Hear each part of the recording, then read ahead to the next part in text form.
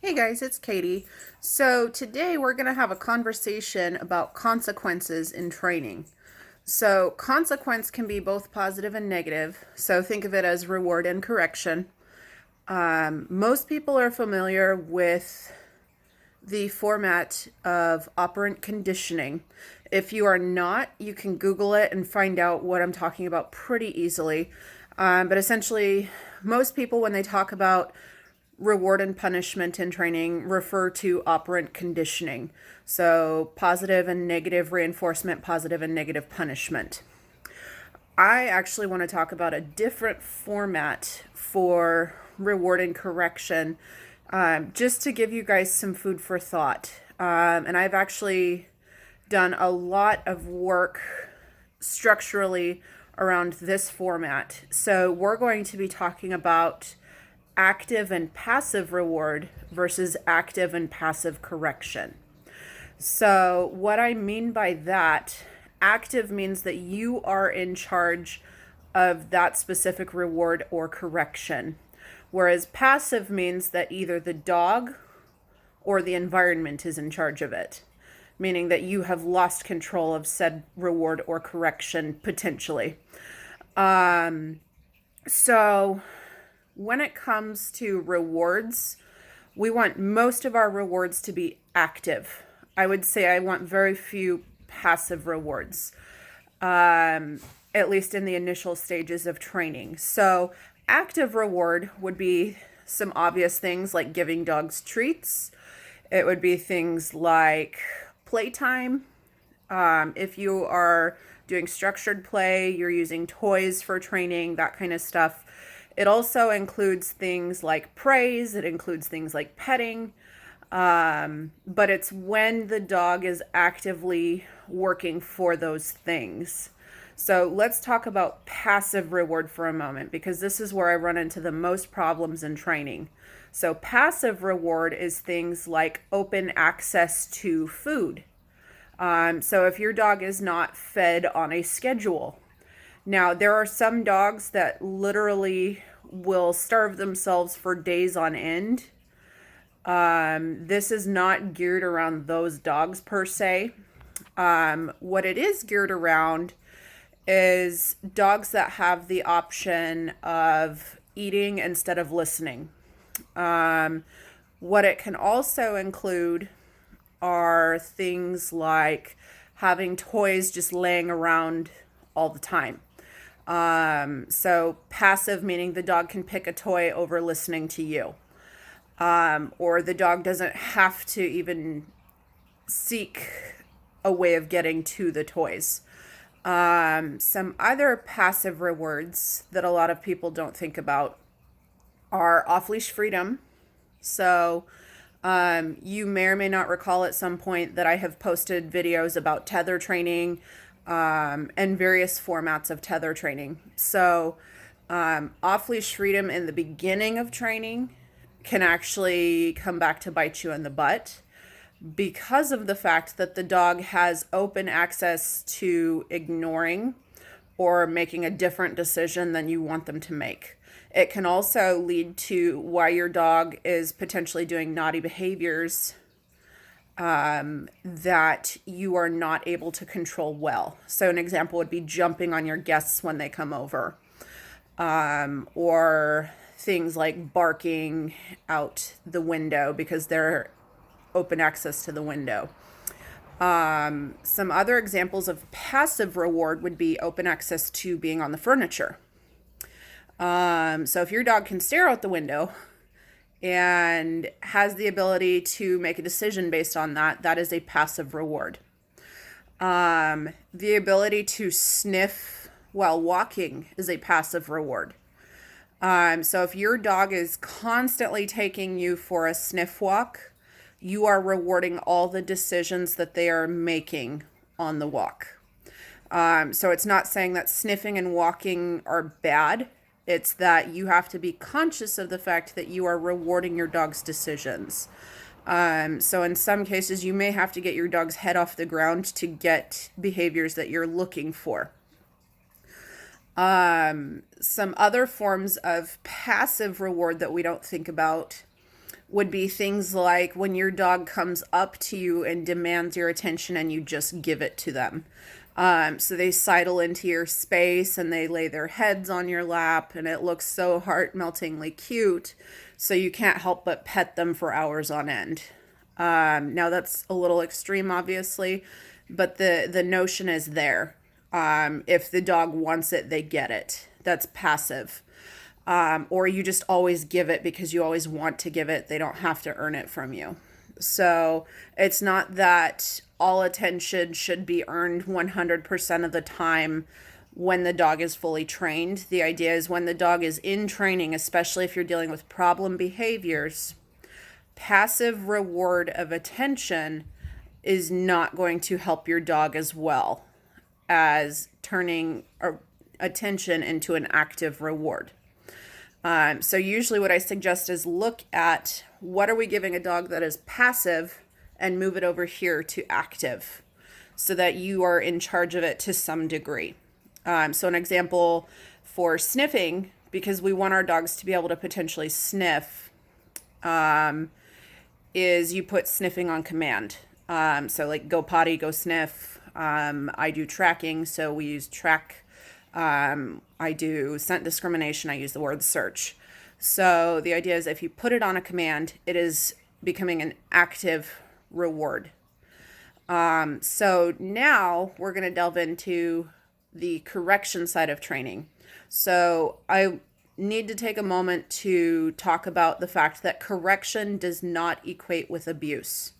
So a lot of people, when we talk about a correction in training, even trainers that say they don't use corrections in training, to some degree are using corrections. And so I'll explain why. So we talked about active and passive. So a humongous percentage of the beginning of training for corrections, you are going to be in the passive side. So passive is actually environmental management. It's managing the dog. It's preventing the dog from doing bad behaviors. So a great example is tether training or baby gates or crates and kennels. Those are all passive corrections. So the idea is you're not giving the dog access to something that they want so that they can't make a bad choice, like chewing furniture or getting into the garbages, or being able to bolt out the door. So passive correction can be a very beneficial part of training because you're not allowing the dog to repetitively make a bad choice. I suggest tether training to avoid jumping on people because then the dog can't just go make the decision. You are now in charge of what they're allowed access to. So for every passive reward, there is an opposite passive correction. If you're getting confused, you can feel free to message me. No problem at all. I'm happy to talk more about it. So some other formats for passive correction would be things like getting food off the counters. If you've got a counter surfer, it can be things like moving garbage cans to closed doors or behind closed doors, or getting a receptacle that makes it harder for the dog to get into it. Passive correction can be riding in a crate in the car or riding on a tethered harness in the back seat if you can't fit a crate in the car.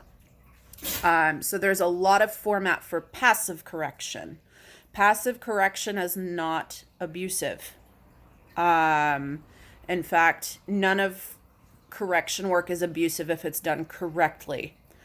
Some dogs' passive correction is wearing certain training gear.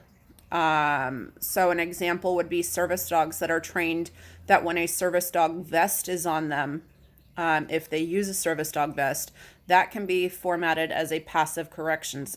It's telling the dog they are intended to be working at that point in time. So it's more about context in some cases.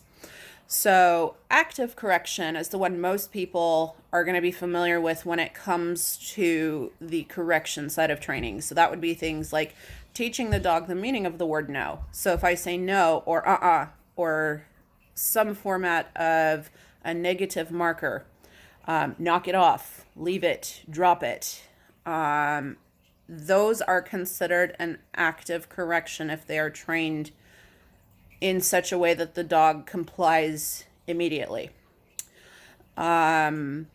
Other active corrections would be certain training tools. So an active correction can be a chest harness if you use one of those. It can be a head halter, it can be a prong collar, it can be an electronic collar.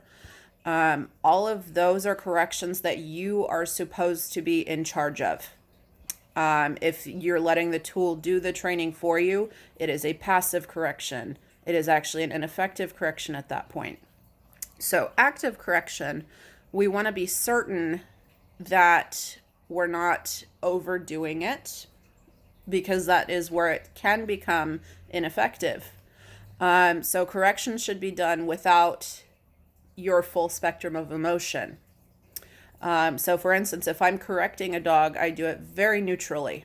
My emotions are not involved in the correction whatsoever, because as soon as my emotions are involved, that means I waited way too long to interrupt whatever behavior the dog is doing. So the example could be the dog jumping on guests.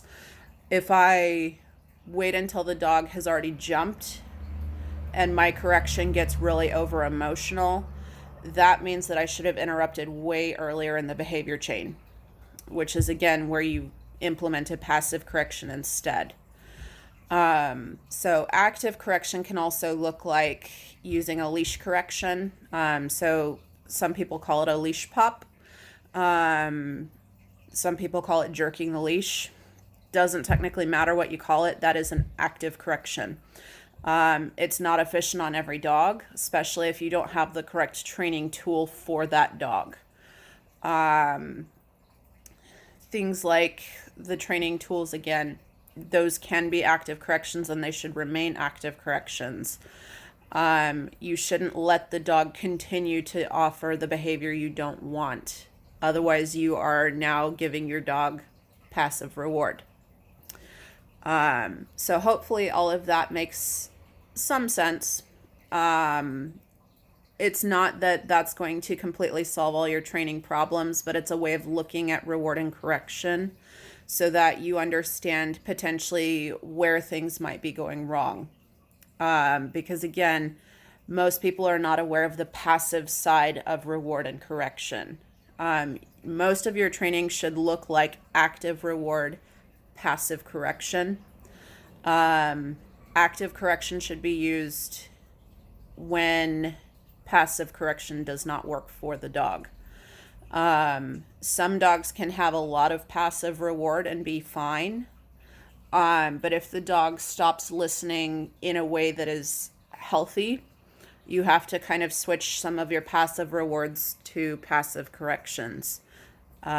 So it's a fine balancing act to juggle with any dog. Every dog is a little bit different, but you have to look at what am I giving the dog access to and what am I taking access from.